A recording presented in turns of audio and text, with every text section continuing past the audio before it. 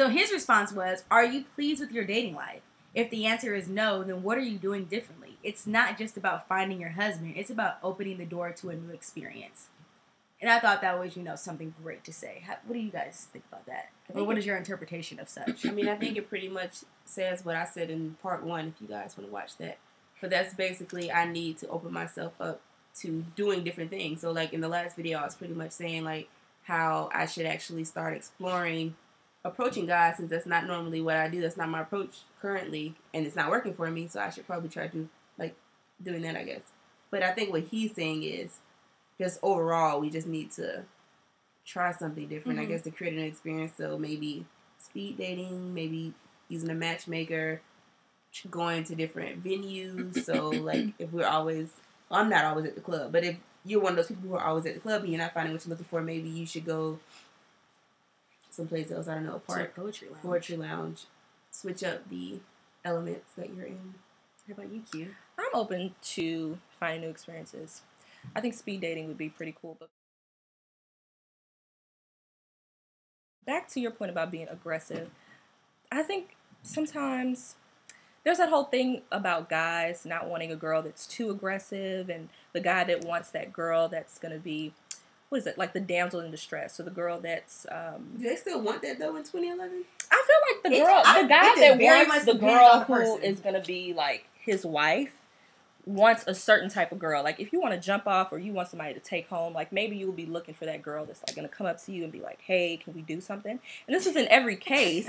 But I just feel like typically a guy likes the girl to play, the woman's role. And I can't speak for every guy, but I feel like, if you do decide that you are going to become aggressive, is that going to turn a lot of guys off? Like, will guys say, oh, well, maybe, she's just doing too much? I feel like this day and age, not to bash men, since, ultimately I want to be with one, I'm saying that they're more, not lazy in a sense, but I feel like now guys are tired. Guys don't feel the need of having to go out there and holler at like 15 different girls.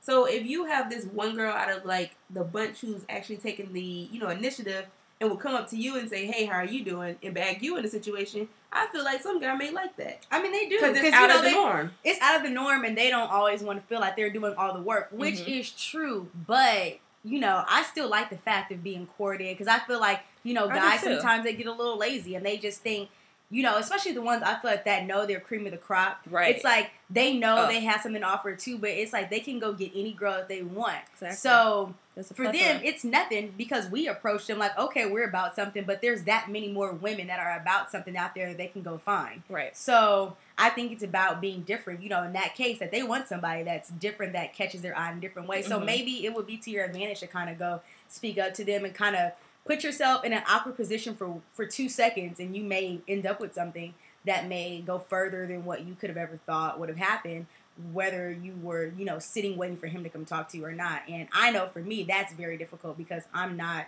that extroverted person to just go walk up to someone and say, hey, how are you doing? And carry the conversation. But that's definitely something that, would be great in terms of opening yourself up to new experiences and new places. I mean, because granted, like, none of these people probably know you, so it doesn't even matter what they say. A guy is not going to not talk to you. I mean, you're cute. You walk up to them and just say, hey, having general conversation. So, I mean, the next 2 points I'm going to say here, well, I'll read them one at a time, but they kind of go hand in hand. So, Essence asks, we all have a list of must-haves when it comes to dating. Is this holding us back? His response was, you have to weigh your non-starters versus your preferences. A non-starter is any trait that directly impacts your health or happiness, like smoking. Anything else is a preference, and it shouldn't prevent you from getting to know someone.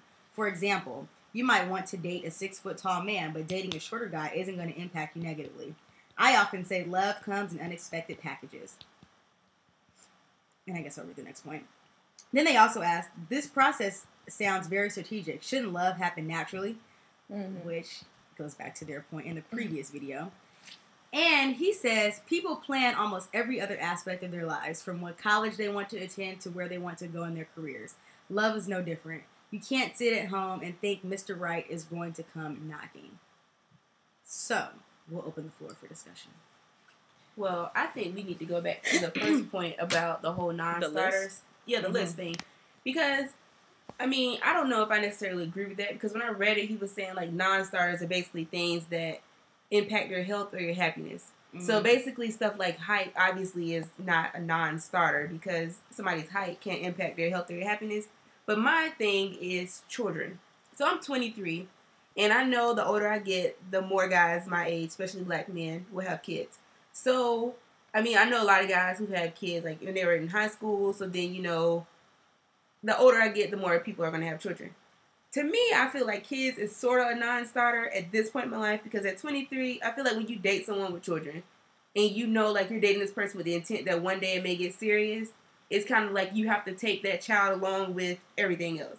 So if I'm 23 and you may be 24, 25 or whatever, your kid is still sort of young, which means you were probably still with the baby mom like recently. I don't know what kind of, you know, situation that is. You know, they may get back together. Then here I am, you know, impacting the happiness of their potential and all this other kind of stuff.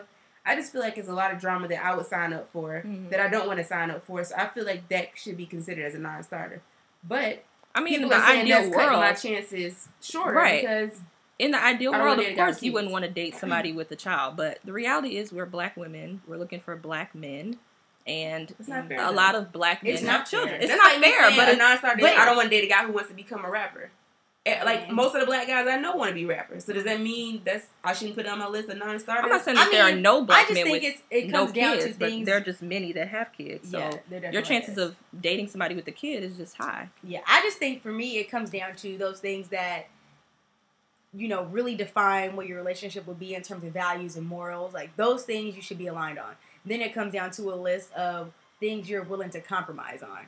And for me, kids is something that I feel like I'm willing to compromise on. Although before I said I don't want to ever be with a guy that has kids. But, I mean, it wouldn't be the worst thing that happened ever in life.